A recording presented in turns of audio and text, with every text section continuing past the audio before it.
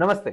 आज हम बात करेंगे म्यूचुअल फंड्स के बारे में। अगर आप एक एक्सपीरियंस इन्वेस्टर है या आप अपनी इन्वेस्टमेंट जर्नी शुरू कर रहे हैं, म्यूचुअल फंड्स एक ऐसा इन्वेस्टमेंट ऑप्शन है जो आपकी वेल्थ को धीरे-धीरे टाइम टू टाइम ग्रो कर सकता है। तो चलिए समझते हैं इसके बारे में। तो आखिर क्या है म्यूचुअल फंड्स? म्यूचुअल फंड्स एक ऐसा इन्वेस्टमेंट ऑप्शन है जहाँ बहुत सारे लोग अपना पैसा एक साथ निवेश करते हैं। ये पैसा एक फंड मैनेजर मैनेज करता है जो स्टॉक्स, बॉन्ड्स और दूसरी सिक्योरिटीज में इन्वेस्ट करता है। इसका पैसा डाइवर्सिफाई होता है, रिस्क कम होता है और लॉन्ग टर्म ग्रोथ का मौका भी मिलता है। तो म्यूचुअल फंड्स भले आप बिगनर हो या एक एक्सपीरियंस इन्वेस्टर, दोनों के लिए ही फायदेमंद और फ्लेक्सिबल। तो म्यूचुअल फंड में आप स्मार्टली इन्वेस्ट कर सकते हो थ्रू एसआईपी। एसआईपी क्या होता है? एसआईपी यानी कि सिस्टमेटिक इन्वेस्टमेंट प्लान, एक तरीका जिसमें आप हर महीने एक फिक्स अमाउंट म्यूचुअल फंड्स में इन्वेस्ट कर सकते हैं।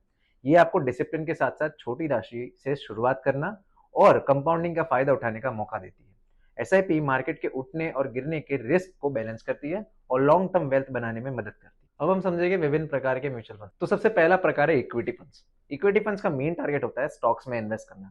मतलब ये फंड्स कंपनीज के शेयर्स खरीदती है ताकि जब कंपनी के स्टॉक प्राइसेस बढ़े तो आपको भी प्रॉफिट हो। इक्विटी फंड्स कई प्रकार के होते हैं। पहला फंड है लार्ज कैप फंड।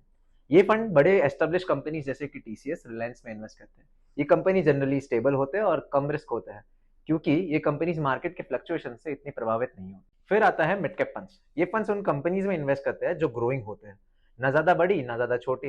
इनमें रिस्क थोड़ा ज्यादा होता है लेकिन ग्रोथ पोटेंशियल भी ज्यादा अच्छा होता है। तो अब है स्मॉल कैप फंड्स। ये फंड्स छोटी कंपनीज में इन्वेस्ट करते हैं जो अभी ग्रो कर रही है। ये हाई रिस्क की होते हैं क्योंकि इन कंपनीज में मार्केट का कंट्रोल कम होता है लेकिन इनका रिवॉर्ड भी हाई होता है। अब है सेक्टर फंड्स। ये फंड्स एक स्पेसिफिक सेक्टर में इन्वेस्ट करता है जैसे टेक्नोलॉजी, हेल्थ केयर या रियल एस्टेट। अगर सेक्टर अच्छा परफॉर्म करता है तो ये फंड्स भी अच्छे रिटर्न्स देते हैं। अब अगला है थीमेटिक फंड्स। ये फंड्स किसी स्पेसिफिक थीम का या ट्रेंड को फॉलो करता है। अगले प्रकार का फंड है डेट फंड्स। डेट फंड्स वो फंड्स होते हैं जो बॉन्ड्स और गवर्नमेंट सिक्योरिटीज में इन्वेस्ट करते हैं।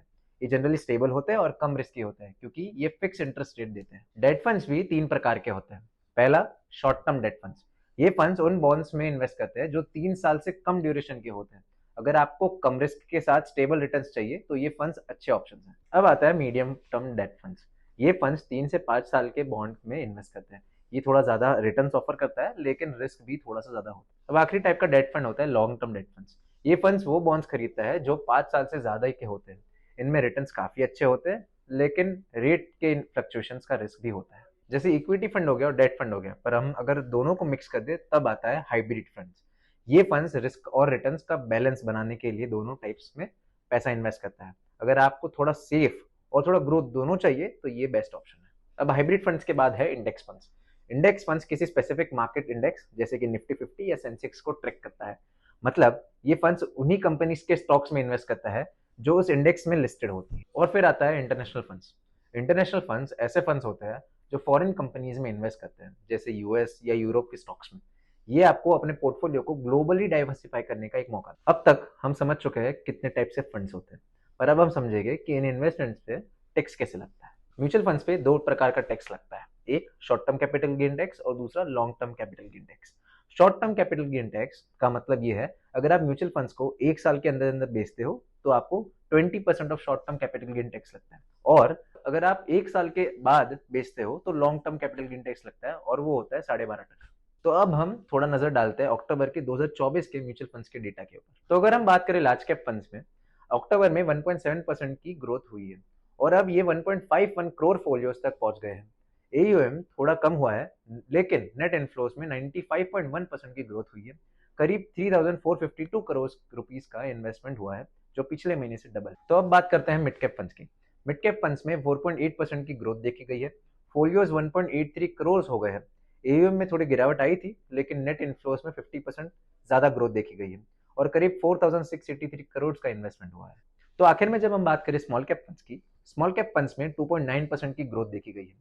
नेट इनफ्लोस में भी 22.8% का ग्रोथ देखा गया है और 3772 करोड़ की इन्वेस्टमेंट हुई है।